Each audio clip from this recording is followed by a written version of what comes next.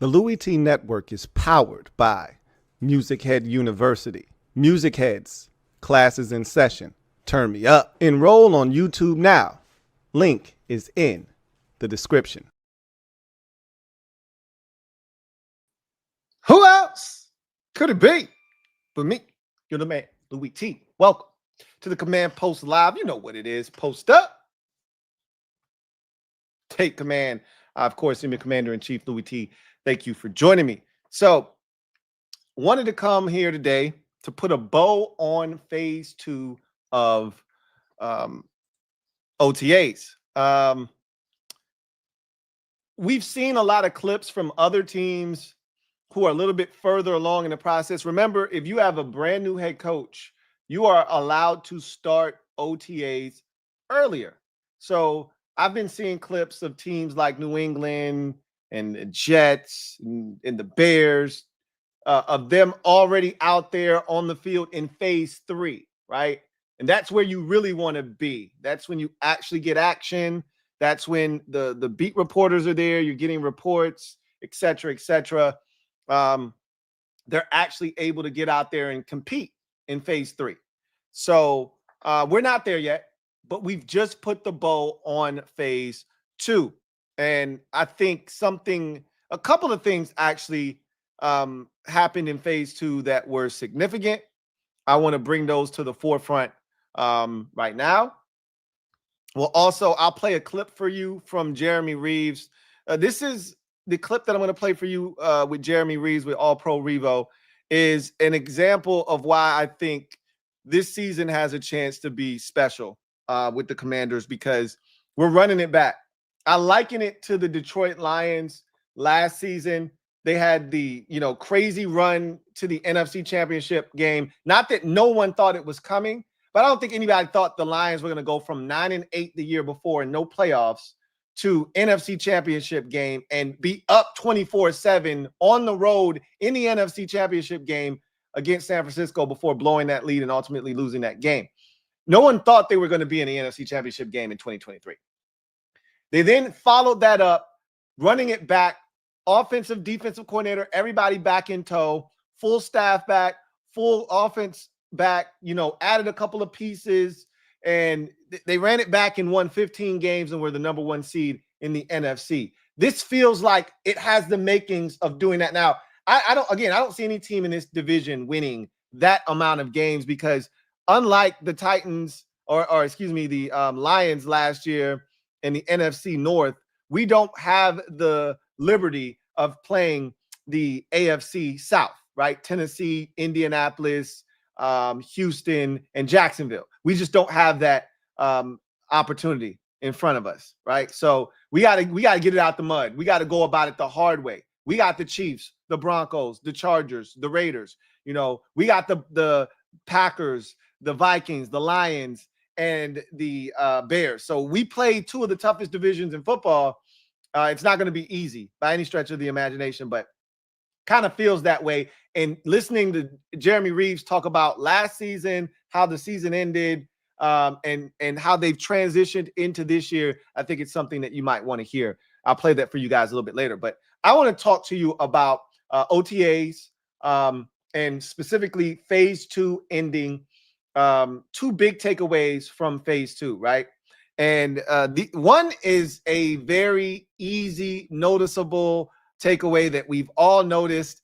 We've talked about it briefly. I think some are starting to catch wind of it. It'll probably become a national thing.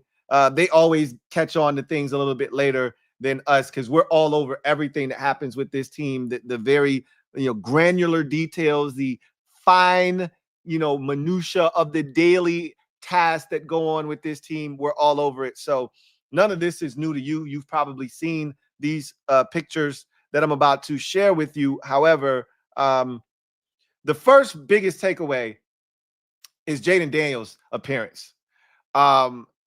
You can't help but notice that he's gotten physically stronger, right? He said at his exit interview last year after the loss to the Philadelphia Eagles in the NFC Championship game that the first thing he wanted to do was put on body armor. Clearly, Jaden Daniels has put on body armor. Okay. Lamar Jackson did a similar thing. Now, I'm interested to see if this affects the way he throws the football. Does it affect, his movements?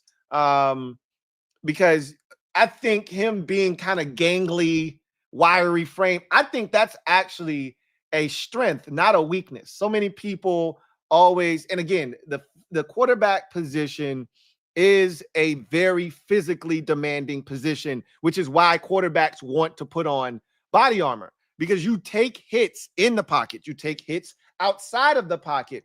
And him being a mobile quarterback, you're going to take hits when you're running the football. And they call designed runs for Jayden Daniels. So it is understandable that he wants to put on body armor. I always feel like the guys who have that lanky, gangly frame, they stay healthy, right? It's the tightly wound guys, the muscle-bound guys that usually find themselves getting injured quite often. How many times did we see Jayden Daniels bent in very awkward and precarious ways and situations last year that made us hold our breath? And he just popped up like it was nothing, because guys that have that gangly frame, they are very malleable. They are very flexible. You start lifting a bunch of weights, and all of a sudden those tendons get a little bit tight, and now all of a sudden that knee doesn't bend as far back as it used to, right? I love to see him putting on body armor as long as it doesn't affect him as a runner, because he's clearly heavier, right? He's clearly a heavier player with that body armor that he's put on. As long as he's still the same elusive, dynamic Jayden Daniels, accurate with the football as a thrower, and is able to stay healthy, I'm all for it, man. I mean, Lamar Jackson put on the body armor, and then 2 years later, after 2 injury-riddled seasons and feeling a lot slower, he shed the body armor, went back to his normal playing weight, and then won league MVP. So his second one 2 years ago. So, and was even better this year, right? So if you remember, Lamar won MVP in 2019. And then he said, I'm going to put on body armor. The next 2 years, I think in 2020, his season was ended in the playoffs against Buffalo in a loss. And after getting hurt in that game, he said, I'm going to put on body armor. In 2021 and 2022, Lamar Jackson had 2 injury-riddled seasons. He shed the body armor, went back to his normal playing weight, won league MVP in 2023, and then in 2024 had an even better season than he did. That's the only thing that concerns me, right? Is that you get slower, and all of a sudden now injuries that didn't exist for Lamar started to crop up because he put on body armor. Now, I'm not saying that's going to happen with Jayden. I'm just saying clearly this shot right here, which we've all seen, and this one here as well, show you that he's a much bigger from an upper body standpoint. He's gotten a lot bigger from a muscle definition standpoint. Obviously, his arms were really, really skinny last year. They're much, much more defined, and he's added a lot more muscle. So that's something to pay attention to. That is a big developing storyline as Jayden Daniels enters his second year in the league, puts on a little bit of body armor. Clearly, he has been in the weight room. It's arm day every day for Jayden Daniels, it appears to be right now, and we'll see how he carries that. And if it doesn't affect him, great. He's gotten bigger physically, and that's going to help him stay healthy throughout the regular season and be able to take some of the punishment that comes with the quarterback position. Obviously, that is one of the biggest takeaways from phase 2 of OTAs. And then, and this is the other big takeaway, gigantic, right? And I don't want to make a big deal out of this. We've talked about this already. I don't think it's a big deal, but I have made more sense of it now that we've had time to take a step back. I do think Terry is holding out. Okay. I kept saying, we don't know if he's holding out. We don't know if he had, some prior obligation he had to take care of, and the team was aware of this. And so they just turned him loose for the final day of phase 2 of OTAs. Because I said the timing of this is weird because there was still one more day left of OTAs, but it really wasn't, right? He left on the final day of phase 2. Now, Phase 3 is the one you want to hold out of. That and the mandatory minis, right? In June, because that's when you're actually on the field, you're going through drills, you're actually, like the first 2 phases, they're glorified walkthroughs. You're not really actually doing anything. So it's okay to be out there. You're not going to, probably not going to injure yourself in any way, shape, or form. Now, from the phase 3 on is where shit starts to ramp up. You're actually on the field, real 7-on-7s. You can actually go against the defense. There's real competition being had, right? You're actually putting on your helmets. Like, shit gets real when you hit phase 3, which is where we're going to be from the 24th. So right after Memorial Day weekend, that Tuesday, Washington hits the field for phase 3, 24th through the 27th. Will Terry McLaurin be in attendance? And if he is in attendance, will he be participating? Again, I'm not making a big deal out of this. Neither should you. I've already told you this is not a massive deal because they're going to get a deal done with Terry McLaurin. There's no way that Terry McLaurin does not get an extension here in Washington. There's no way they force him to play. This isn't Jerry Jones handling this contract and this ordeal.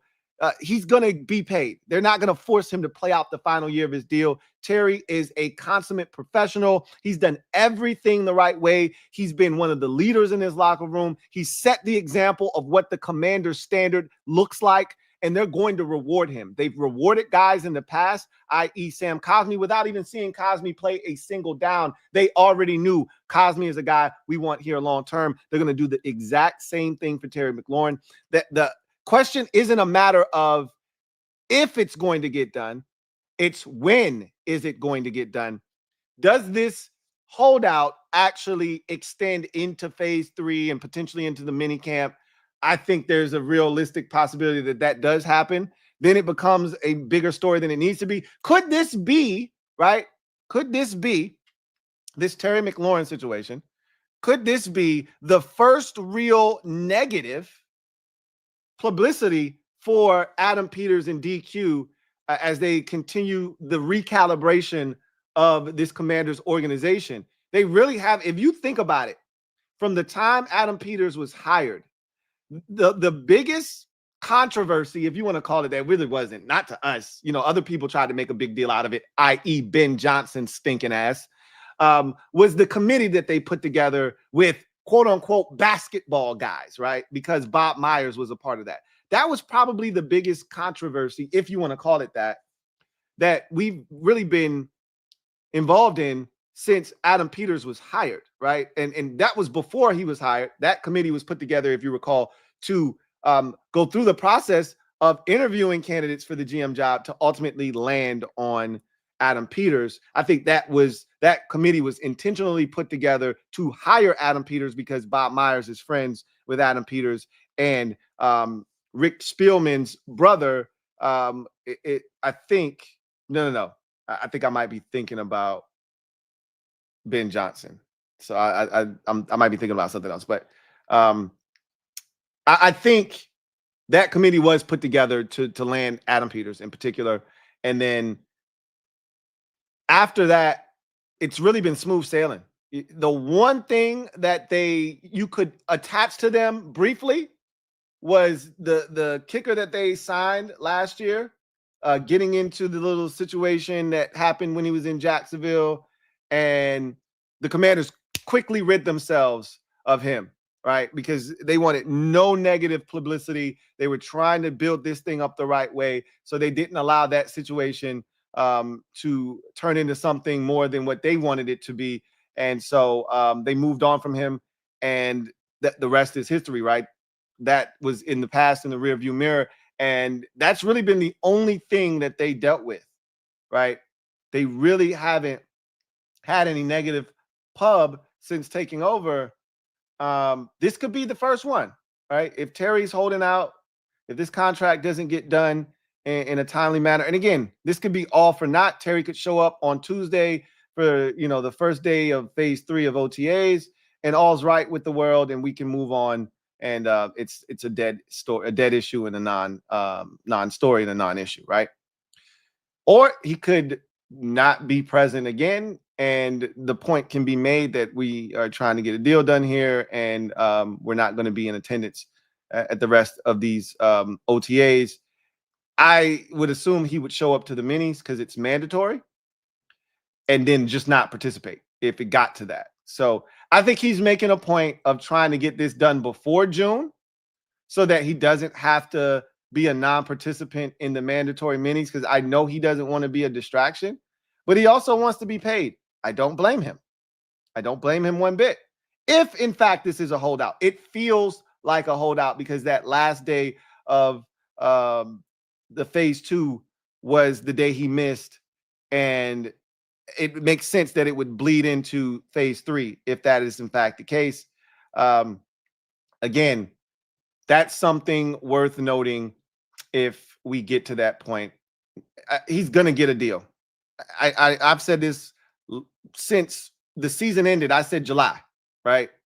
Well, that's not good enough for Terry McLaurin, maybe, apparently, right? If this, in fact, is a holdout, then it's not good enough for him. He would like it sooner rather than later, and I get that. You're putting your body out there on the line, right? Coming out to these OTAs in good faith, but at some point, I need security. You know, I need security. Can't be one of these guys that puts my faith and trust in the organization to do the right thing. They drag their feet doing it, and then all of a sudden something happens, catastrophe strikes, and now I don't get what I rightfully deserve. So we'll see what happens. But somebody in the comment section said, what do y'all think Terry's going to get? I saw a comment, and I'll probably answer it. I may answer it, or I may just talk about it right now. If I can recall the number that the person put out there, it sounded like a really good number to me. I think that number was like 3 years, 110 million. Let's see what the math is on that, because it was 28 and a half. So if that's 28 and a half, then I think that's what the number was. Nah, that's not what that is. That's 36. That's definitely not going down. Let's see. 3.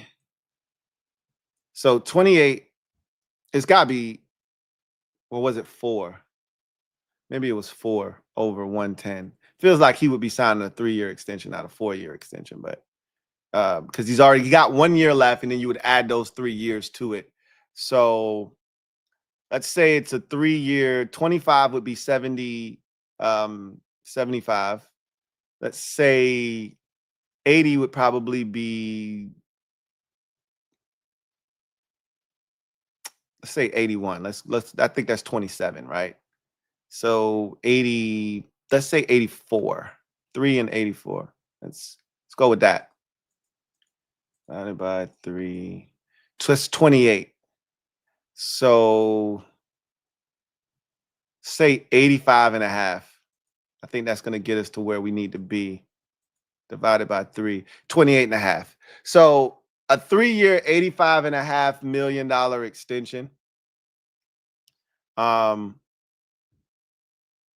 would probably, I mean, it could be, somebody had a comment. I think when his number comes back, I don't think he might be in that 30 range. I take that back. I see some of the guys making 30, and I'm just thinking he's probably going to get to 30 million. And that might be the holdup in the negotiations, is the team wants to pay him 27, 28, and his agent is pushing for 30. And so there may be a little bit of a disconnect there. But when it's all said and done, I think Terry could probably get to 30 on the head. And so 3 years, $90 million extension added to the money that he's already making. We'll see. That's what it kind of feels like. Something along those lines. But usually with these deals, it's a lot of phony baloney money. So it could easily be 3 years, $120 million extension, but only 85 of, 90 million of it is fully guaranteed. That's what really matters, the guaranteed money. But and that last year probably would be null and void, but we'll see. It's going to be somewhere in that, I think, 85 million, 3-year, $85 million extension range, right?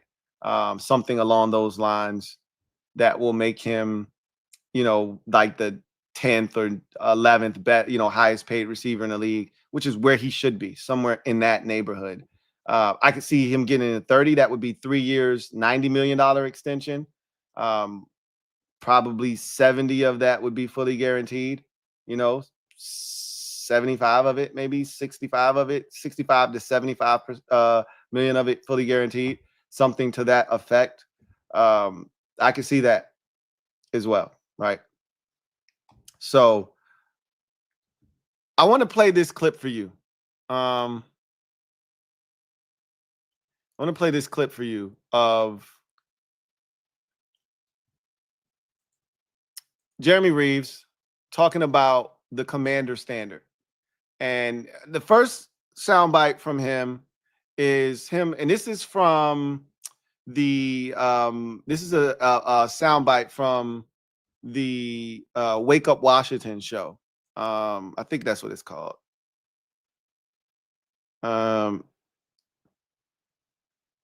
Get Loud, excuse me. Get Loud with Smoot and Jinx. So this is from Get Loud, one of the programs that they do on the Commanders website and the YouTube channel. And I just found this one interesting in particular because a lot of times I don't watch a lot of this stuff, but I found this one particularly interesting because Reavo was talking about the Commander standard in here, and he's always an interesting guy to listen to. So I want to play this soundbite for you. It's roughly, I think I clipped about 2 different segments. So in totality, it's about 3 minutes long or so, roughly. The first half is him talking about last year's run and, the disappointing end to it and, what that kind of instilled in the players.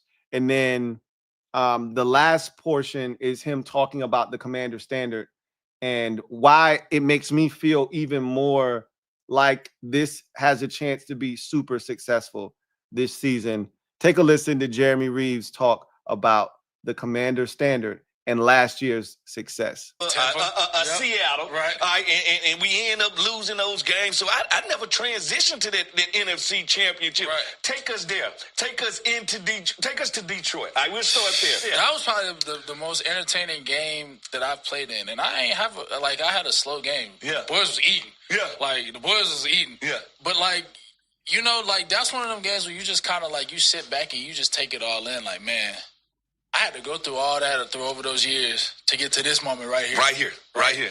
And you ever been in a game where you just walk into a week and you just we gonna win this game? I hadn't been into these games. I hadn't been in a game where you was never nervous. It was never. It was just that was probably the most calm, cool, collected our team has been the whole year. Yeah. And part of the reason why is because nobody thought we was gonna be there. Yeah. For one. Yeah. And second, nobody thought we were gonna win that game. Yeah, because Detroit was the anointed one. Right. 100%. And it's the saying that we have, anybody, anywhere, anytime. Yeah. That's where that come into play. Mm-hmm. It don't matter who it is, where it's at, or what time it is. It's this is what we're going to do. Yeah. Right? This is who we are. Mm-hmm. And so, man, I remember just sitting back. I'm chilling, man. I'm we about to win, win this game. Yeah. And to go out there and win in that fashion, going into the NFC Championship game, you couldn't have told me we weren't going to a Super Bowl. I promise you. I remember, that was the toughest part about it because you play so strong the week before. Yeah. And it's you can't tell me. We ain't gonna finish what we started. Right. Yeah. 100%. And so, the most disheartening part about that was once we got to the NFC Championship game, watching the tape, it seemed like the moment was too big for us. Mm-hmm. And that was the most frustrating part because it wasn't. I don't feel like it was too big for you. Yeah. It wasn't. From watching the tape, it looks like it was, but it wasn't, man. Yeah. We just didn't play our normal style of football. Mm-hmm. And then, in the games like that where they really matter, every possession, every inch, everything matters. Yeah. You can't have blow-up games like that. Yeah. You can't. It's just not. That's not. You can't win like that. Yeah. A lot of that has to do with culture and DQ and what he said. talking to Coach Simmons a couple days ago, and he said something I thought was really interesting, which is, yeah, the culture's set, but now the players handle that. Yeah. Like, we pass that on to the younger kids. So what does that look like now that you guys are all on the same page? We set our standard, right? We have a commander's way of doing things. Like, we have our own mantra of, like, this is how we going to get down, right? And so when we get rookies in, when we get new guys that come in, like, the guys that have been here, which was the cool part about it, and I told DQ this when I came back, I was like, man, it's dope that we kept the core of what we built last year here. Because now you have just the piggyback effect of, okay, we've set this last year, and all of the guys who pretty much said it are still here. All right, now we don't have to teach it to a bunch of new people. Now we just implement what we already know, add tweaks to it, whatever. So, like, when we have that standard, like, this is how we get down. You either get with it, or you just won't be here. Yeah. That's just what it is. Like, that's how we operate, right? And so it's an accountability thing. And, like, once we have that leadership, those guys that step into that role, right, now the coaches is player mandated. The best teams. I mean, that's the way you want it. Right, That's I was the way about to you say, want it. the That's best it. teams that I've ever seen, been on, experienced, have always been player ran. The guys who run the locker room, hold each other accountable, because like, if your guy next to you is holding you accountable, it's not personal. Yeah. We're all trying to win. That's just the way it is. Winning in this business helps everybody. Yes. People get jobs, people get paid. Yeah. Like, that's the effect of It's it. the catalyst. Right. So, like, understanding that, I'm not telling you this to attack you. Yeah. I want you to win. This is the best way forward for everybody. Yes. 100%. Right. So that was Reavo talking about last year's into the season, the confidence they had the week of the Lions game. I think that confidence, I think we felt it because as fans, I thought, I don't know about y'all, I felt super confident going into that game. Like, I didn't know that we were going to do what we did. I didn't expect to go in there and score and roll up 45 points and win by, 2 scores, right? That's not what I expected us to do in that game. Or 3 scores, I think. No, they kicked a field goal to cut it to 14, won 45-31. I didn't expect to do that, right? But I did think we were going to win the game. Just like I thought we were going to beat Philadelphia. Obviously, that didn't happen. But I think the confidence from the Lions game, like he said, stemmed from, what do we got to lose? We just won a playoff game for the first time since 2005. And, you're feeling good. Nobody thinks we're going to win. We're 8.5-point underdogs. We're playing the number 1 seed in their building. Like, no pressures on us. Let's just go out and have fun. And that's what they did, right? After doing what we did to Detroit, there were a lot of people, including all of us as fans, that thought, oh, we're a team of destiny now. Like, this is preordained. We are winning the Super Bowl this year. Nothing can stop us. And that shit went to our heads, and obviously we were humbled the following week against Philadelphia with all the turnovers. And like he said, we didn't play our brand of football. We had been a team that had taken care of the football, and just like the week prior, that was uncharacteristic of us to force 5 turnovers. That's not who we had been. And the following week, it was uncharacteristic for us to turn it over. It felt like 5 times, whatever that number ended up being. 3, it either was 4 or 5 times in that Eagles game. So, it is what it is. But at the end of the day, he talked about the commander standard and how it's being policed by the players now. And he said he told DQ when they came back as a team that he appreciated them running it back and bringing back all of the core guys that helped establish that commander standard a year ago, so they don't have to do that all over again. They don't have to teach it to a whole bunch of new guys. It's already been established. The guys already know what the commander standard is. Now you can just go out, you'll teach it to a few others that have been added to the mix, but the expectation is the expectation.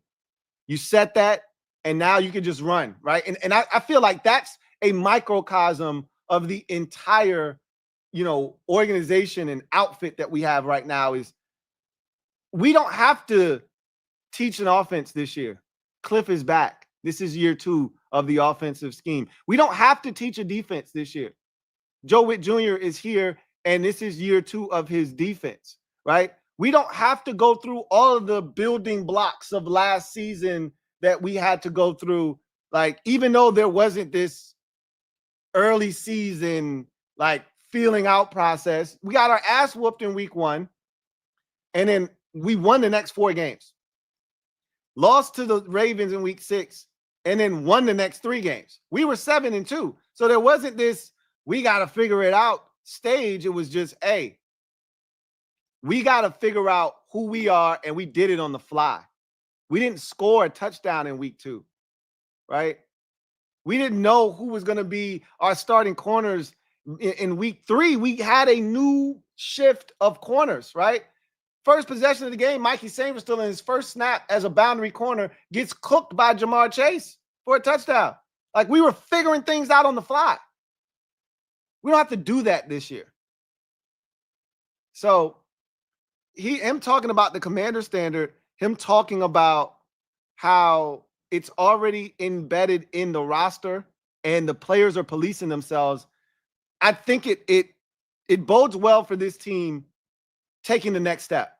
Not taking a step sideways, laterally, not taking a step backwards, but taking a step forwards towards being the team that we think this group can be, right? So, did want to play that. And I want to read this. I want to read this article, right? So I'm going to read an excerpt from this article that was written 2 days ago by Pro Football Talk, not by Mike Florio, but someone that works for Pro Football Talk. But this is kind of what I was alluding to, right? So obviously they were going off of the fact that Jordan Schultz reported that Terry McLaurin was not. So the same shit we've been talking about. So I'm going to start here in the article. It says the start of phase 3 of the program is next week and will give a better indication about whether McLaurin is making a statement or not, which is what I said. We don't know if Terry's holding out right now. We have no idea. He only missed the final day of phase 2. So again, this could have been an excused absence. Nothing to see here, right? He said, yeah, I'll catch y'all next week for phase 3. I'll be back. You know, I had something to attend to with the family, right? And it was like, yeah, Terry, you're good. Go ahead. Take care of it. We'll see you on Tuesday, right? Or this is Terry's, you know, the beginning of a holdout of Terry saying, hey, y'all need to take care of me, man. You know, I've been a great soldier. I've done everything the right way. I am the example of what the commander standard looks like. Stop playing with me, man.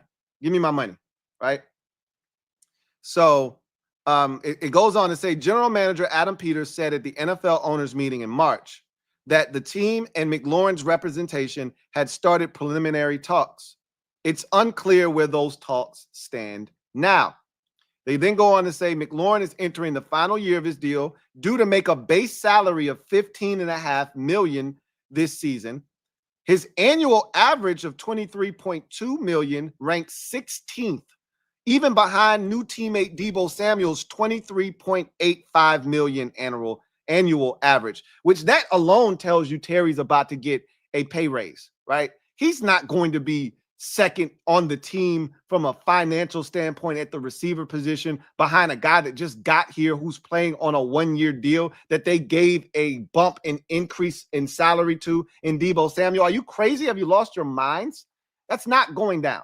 So he's going to be paid, and he's going to be closer to, if not at $30 million annual salary when it's all said and done. So they finish up the article by saying McLaurin skipped voluntary offseason program in 2022 before sides agreed to a 3-year, $69.9 million deal early in July. So you see, that was the extension the last time. 3 years, $69.6 million. I think this one is closer to $90 million, right? 3 years, $90 million. My guess right now is 3 years, $85 million. That'll put him at 28.5. I think that's where the team is comfortable. Terry probably wants 30 mil a year. I get that. And if that's what it looks like, then it'll be 3 years, 90 million. Right. So just a little, he got that deal in 2022. You toss in inflation and the increase of the cap the last 2 years prior to this year, and then the increase in cap this year, and that's how you get to roughly $90 million or so.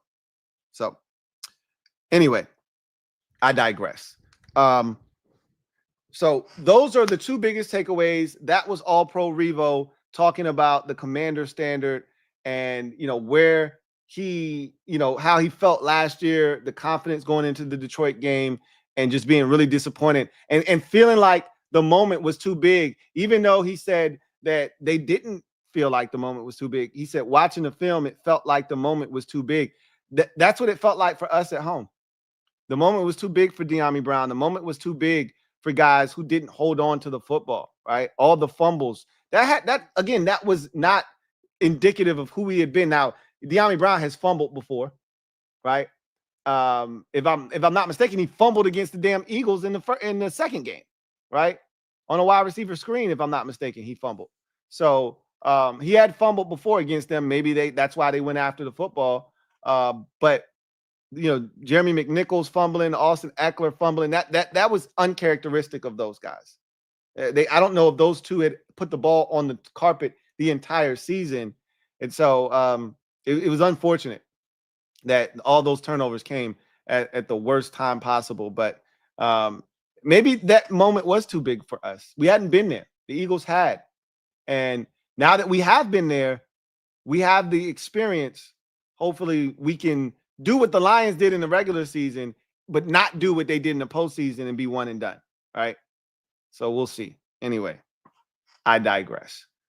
That's going to do it for me, your man Louie T, here on this installment of the Command Post Live. Post up. Take command. I look forward to chopping it up with you guys on the other side of the weekend. But throughout the weekend, there will be uploads to keep you entertained and engaged with the channel. So again, make sure you have your notification bells turned on. If you haven't subscribed to the Louie T Network, what are you waiting on? You should have done that already. I'm not going to chastise you. Just go ahead and do it now. Right? Hit the like button so you can continue to help this channel grow exponentially. And again, there'll be content throughout the weekend for you to consume. We'll come back on the other side of the weekend when the third and final OTA phase kicks off, and as we start to get into the month of June and get closer to the mandatory minicamp that will end the offseason program, and then that break we'll have between the end of the offseason officially and the start of training camp, which will come in mid to late July. So that's going to do it for me, your man Louie T. I thank you guys for joining me. I look forward to chopping up with you guys on the other side, on the opposite side of the Memorial Day weekend. Enjoy the weekend. Enjoy the festivities. Enjoy family. Enjoy food. Hopefully you're hitting a cookout or two over the weekend, and then we'll come back and we'll chop it up after that's all said and done. Until then, I'm your man Louie T signing off. You guys have a great weekend. Take care. God bless. Peace.